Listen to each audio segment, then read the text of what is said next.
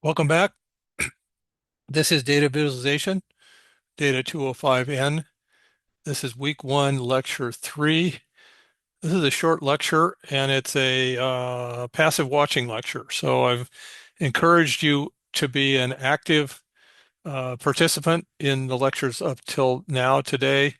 This one is a kind of passive watching one. You don't have to pause the video while you go work on some Excel or something like that. And it's what I wanted to do. I talked about missing data values, but it's a really important thing that you pay some attention to. So I wanted to talk about a event in the past that my opinion is it's a disastrous event. My opinion is that the disaster could be laid squarely on the shoulders of somebody who didn't do a good visualization. Now that might be a little unfair, and I'll explain why in a minute. So you may very well be too young to remember this. I remember it though vividly. Uh, the January of 1986, the Space Shuttle Challenger blew up. It got about a minute into its flight. It took off and it exploded, killed everybody on board, all seven astronauts. Disastrous, really, really genuinely disastrous thing. You have to understand that in 1986, rocket launches were still a really big deal. Um, they would, so there were three broadcast television networks then. All three of them would stop whatever they were regularly scheduled to show to live cover the liftoff. And they'd have a camera focused on the launch pad and another one that was kind of pointing upward. And so you'd hear the countdown, five, four, three, two, one, and they'd say, and we have liftoff. And the rocket would seem to start off really slowly because it's a big, heavy thing, obviously. And then it would, start going faster, and then they'd switch to the camera that was following it up. And so it would follow it up in the air, and it was a really spectacular thing. And this was a sense of pride for the United States. I mean, we were very proud of our space program. It was ahead of everybody else, and we were very proud of it. And so one of the things I'll just point out since we have the picture here, one of the things that the space shuttle depended on was these things called O-rings. They were rubber. They were 38 feet in circumference, so 38 feet around, but they're pretty small. They're a quarter inch thick. So it's a rubber ring, and it's intended to keep the exhaust gases exiting out the back of the engine to provide thrust, as opposed to around the side of it, which would blow up the shuttle. So, 74 seconds, a minute and 14 seconds after liftoff, the camera's still following it from the ground. It's following it up in the air, and it decisively explodes. So this is a huge deal.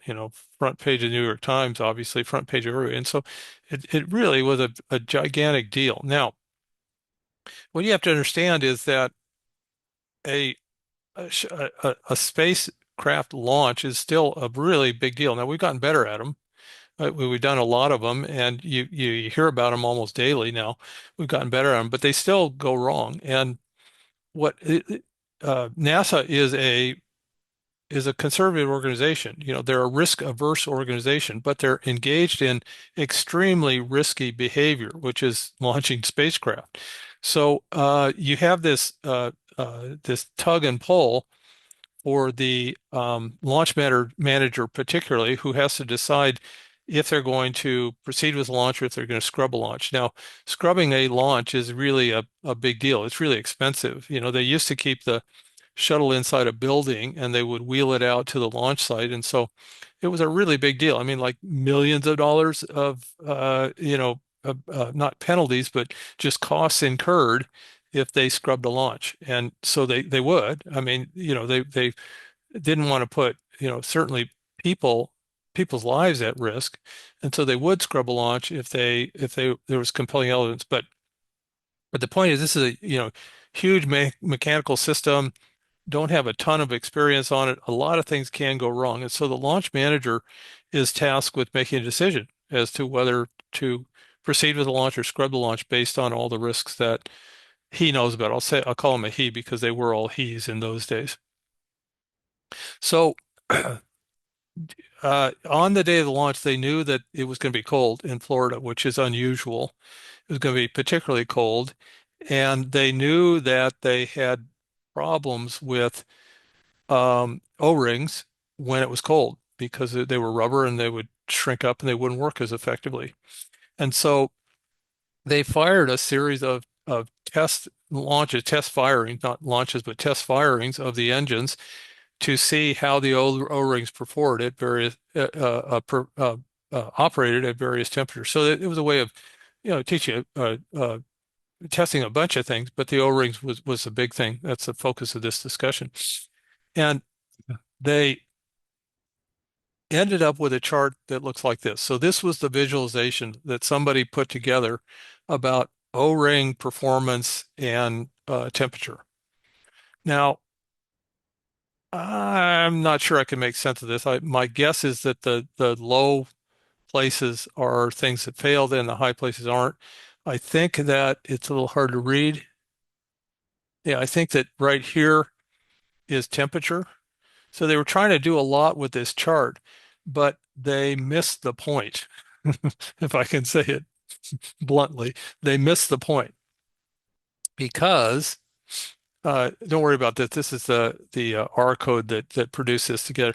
Because here's the chart that they should have put together. I'm going to argue, and it's a really simple thing. I think this is a binomial distribution, which means that it's either a zero, which means success, or it's something more than zero, which means failure. And my guess is that these ones are a degree of failure, and this is a catastrophic failure. But these are failures too. Don't get me wrong.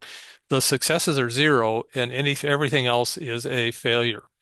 So this is the chart. Had they had advanced visualization techniques and they knew that this was a risk, they would have put together a chart like this. Now they wouldn't have used R because I don't think R was around in those days, and they certainly didn't have the computer power and resources to do it, but they could have hand drawn a chart like this pretty easily. And what it tells us is that when the temperature is low, you really need to pay attention to O-rings because you notice when the temperature is, say, 65 or lower, you have as many failures as you have successes.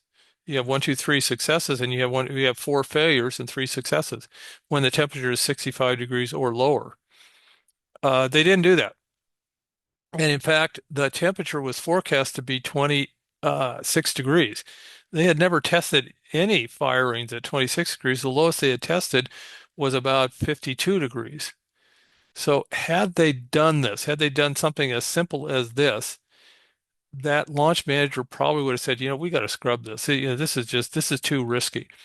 I understand it's going to cost a lot and it's going to be, PR disaster, et cetera, but we got to scrub this because this is going to be too risky. And they didn't scrub it, obviously. They didn't have a good visualization expert on hand to draw the chart for them. And they ended up with a disaster with the thing collapsing. What happened was the O-rings were, so in retrospect, they could do this in hindsight, that the O-rings were so cold that they shrunk up and they didn't do their job. And so exhaust gas passed around them into the shuttle and exploded it. Okay, so a really quick lecture on the importance of paying attention to outliers. So it's a lot of times when you deal with outliers, it's really easy to say, well, we'll just throw those out. And sometimes that's perfectly legitimate, but you really have to think about the data before you go do this. And here's a poster child example of why you can't always rely on that. I will see you next time.